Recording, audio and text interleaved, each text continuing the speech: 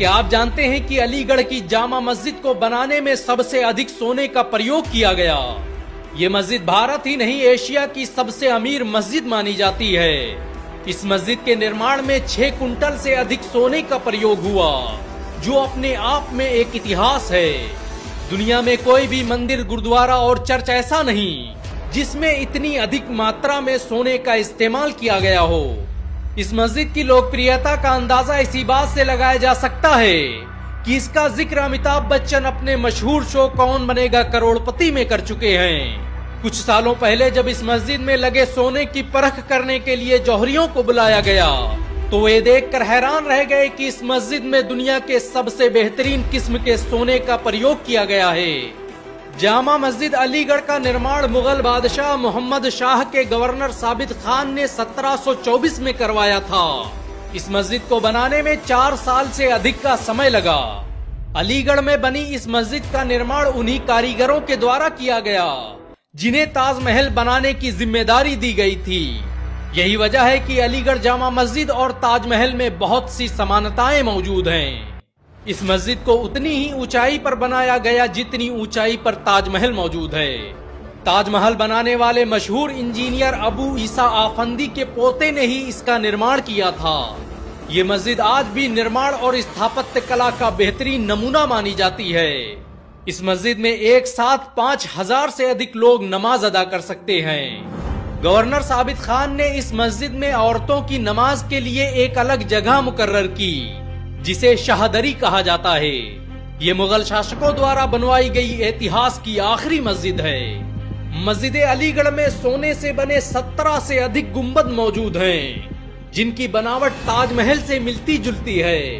ये भारत की अकेली मस्जिद है जिसमें 1857 में शहीद हुए क्रांतिकारियों की कब्रें मौजूद हैं।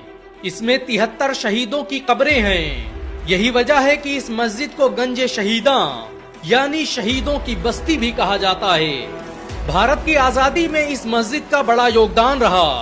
1857 में इस मस्जिद को बंकर की तरह इस्तेमाल किया गया।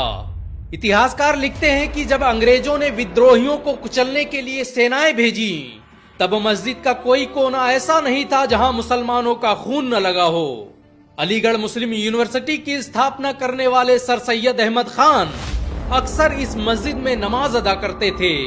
उन्होंने अपनी तारीखी किताबों में भी इसका जिक्र किया है। भारत आज दुनिया में विश्व धरोहर स्थलों की लिस्ट में 6ठे स्थान पर है।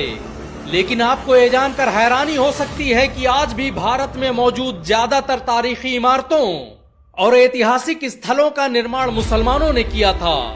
जब इस मस्जिद का निर्माण हुआ तब मुगल बादशाह औरंगजेब को इंतकाल हुए मात्र 17 साल का वक्त गुजरा था और मुगल सल्तनत अफगानिस्तान से लेकर श्रीलंका की सरहदों को छू रही थी। अलीगढ़ में बनी इस मस्जिद में कई 100 सालों से लगातार नमाज अदा की जा रही है। इतनी अधिक मात्रा में सोना इस्तेमाल होने के बावजूद भी इस मस्जिद में आज भी कोई खास सिक्योरिटी नहीं है। 290 साल पहले बनी इस मस्जिद में आज मुसलमानों की 8वीं पीढ़ी नमाज अदा कर रही है। अलीगढ़ मस्जिद की दीवारों और गुंबदों के अंदरूनी हिस्से पर सोने के जरिए कुरान की आयतों की नक्काशी की गई है। 17 गुंबद और 3 मीनारों पर आधारित ये मस्जिद आज भी मुसलमानों की गौरव गाथा सुना रही है। भारत या भारत से बाहर सोने से बनी ज्यादातर इमारतों में सोने की परत चढ़ाई गई है। पंजाब में बने स्वर्ण मंदिर और हुमायूं के मकबरे में भी यही तरीका इस्तेमाल किया गया है। लेकिन अलीगढ़ मस्जिद के न सिर्फ 17 गुंबद शुद्ध सोने के हैं, बल्कि मस्जिद के गेट और चारों कोने पर छोटी छोटी मीनारें भी ठोस सोने की बनाई गई हैं। ये मस्जिद इतनी ऊंचाई पर है कि इसे अलीगढ़ के किसी भी कोने से देखा जा सकता है। जामा मस्जिद अलीगढ़ की खूबसूरती का अंदाजा इसी बात से लगाया जा सकता है कि इसके बारे में फारसी के मशहूर कवि मकारम ने कहा था कि ये मुसलमानों का दूसरा किबला है। पहला किबला मक्का और दूसरा अलीगढ़ की जामा मस्जिद। उसका कहा यह तारीखी जुमला आज भी मस्जिद की दीवारों पर नक्श है। इतिहासकारों के मुताबिक इस मस्जिद को बनाने के लिए दुनिया भर के इंजीनियर बुलाए गए और उस जगह का चुनाव किया गया जो अलीगढ़ में सबसे ऊंची थी। ये मस्जिद बहुत ही सोची समझी रणनीति के तहत बनाई गई ताकि भूकंप वगैरह से इस बिल्डिंग को कभी कोई नुकसान न हो।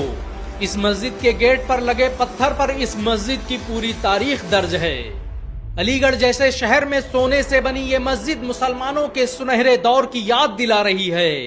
मुसलमानों के दौर में भारत ऐसे ही सोने की चिड़िया नहीं कहलाता था, बल्कि उन्होंने इस मुल्क की तरक्की और इस मुल्क के वजूद के लिए अपना सब कुछ लुटा दिया। भारत को जब भी जरूरत पड़ी तो कोई हैदराबाद के मीर उस्मान अली जैसा 5 टन सोना दान करके चला गया। इन सब के अलावा भारत में ऐसी बहुत सी मस्जिदें और इमारतें मौजूद हैं जिनका निर्माण मुसलमानों ने किया था। मुसलमानों द्वारा बनवाई गई इन इमारतों से भारत आज पूरी दुनिया में पहचाना जाता है। सच तो ये है कि मुसलमान न होते तो भारत में आज कुछ